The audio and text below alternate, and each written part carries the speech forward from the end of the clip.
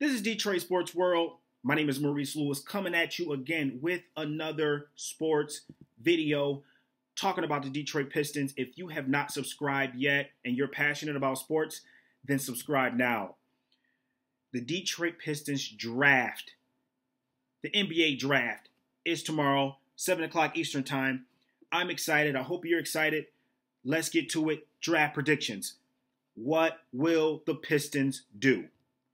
Who will they draft? Will they trade up? Will they trade down? I'm going to give you my draft predictions. Let's get to it. There's a couple guys that I think the Pistons can pick up and possibly make a difference and contribute to the team. One of the guys that I really like and see playing for us is Donovan Mitchell. Donovan Mitchell is a special player, guys. Donovan Mitchell, 6'3", with a 6'10" wingspan, very athletic. He can get up there. Oh, man. Really, his game is kind of similar to Damian Lillard. If you ever look at his game, look at his highlights out of Louisville. This dude, really athletic, and he can shoot. That's what the Pistons need. They need defending. They need defense and points. Somebody that can put up points. And you'll get that out of a guy like Donovan Mitchell. 6'3", with a 6'10" wingspan. Another guy that I really like, a guy that is no doubt the best shooter in the draft. Luke Kennard. Luke Kennard averaged 19 points this past year with Duke. 19 points. That's hard to do in college, guys. Very hard to do in college, especially in a tough conference in the ACC. Luke Kennard, pure shooter. That's something that the Pistons need, and he can create for himself. I think that's another guy that can come in and contribute, especially we don't know what the Pistons are going to do with Kentavious Caldwell-Pope. If Kentavious Caldwell-Pope says, or if somebody offers Kentavious Caldwell-Pope a lot of money, will the Pistons match? We don't know that.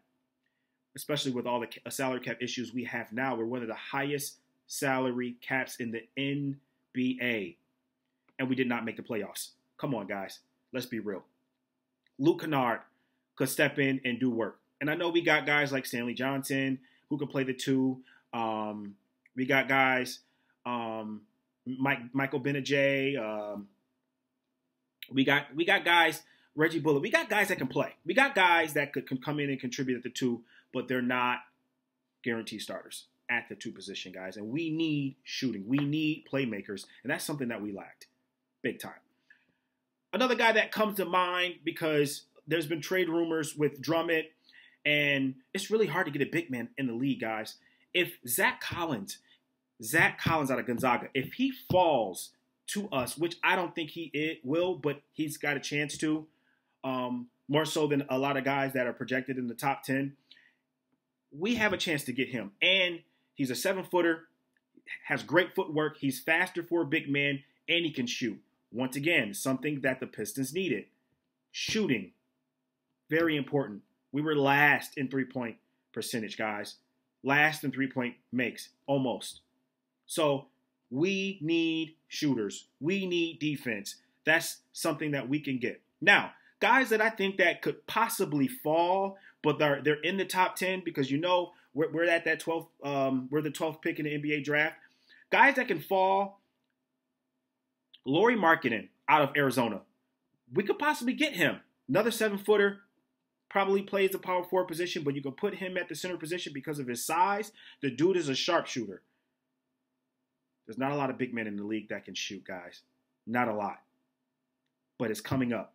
Another guy that may come into mind that could fall, and I've been doing my research and looking at a lot of mock drafts, and it seems like he's going lower and lower each and every time. Each time the time goes of the NBA draft comes. Malik Monk. A lot of people had him as a top 5 pick, and now he goes from top 5 to top 10. Malik Monk might be able to fall at 12. Malik Monk was one of the better shooting guards in college at Kentucky. Look out for that, guys. Look out for that. I'm just saying, Malik Monk a lot of people might pass up on him. A lot of teams might pass up on him. Really good shooting guard. If they pass up on him, they might pass up on him because he's very skinny. He's not that big. He's also 6'3", but the dude can shoot. Lights out. And he can play make. Another guy that might fall because this draft is really good at point guard is Frank Ntilikina.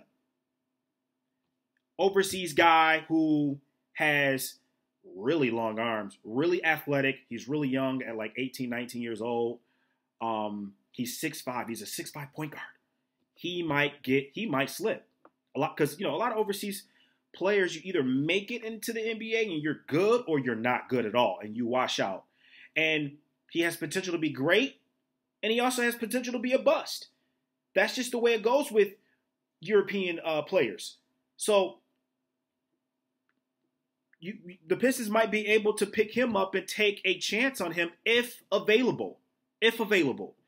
Another guy that comes to mind that might potentially slip, but I also think that the Pistons can also trade up for is Dennis Smith. If Dennis Smith goes, and he's going to go top 10, guys. He is. He's going to go top 10.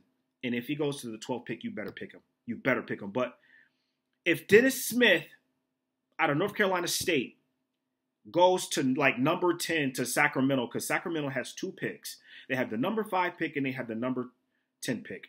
If Dennis Smith falls at the 10th pick, the Pistons better trade up to get him. You have assets, use them. You have trade assets, use them. Here's my concerns about the guys that I think that the Pistons can draft in Donovan Mitchell, Luke Kennard, and Zach Collins.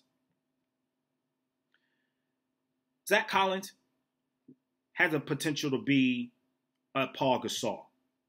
And if he's not a potential Paul Gasol, then he's a bench player. We need big men in the league. There's a lack of big men in the league. And that's why Zach Collins, who came out early, by the way, he's not ready. He's being drafted off potential. And if he develops into that Paul Gasol type, that Marc Gasol type of center, he would be one of the best centers in the league. Luke Kennard. Luke Kennard reminds me of a J.J. Redick and a Kyle Korver in the NBA. He's going to struggle possibly for the 4 or 6 years, potentially, and then down the road be one of the better shooting guards in the league. I just hope that's not the case. I hope that he can contribute right away for a team or for the Pistons if we decide to draft him. Luke Kennard reminds me of J.J. Redick because of the system that Duke plays. They do a lot of picks, they do a lot of running, they do a lot of shooting.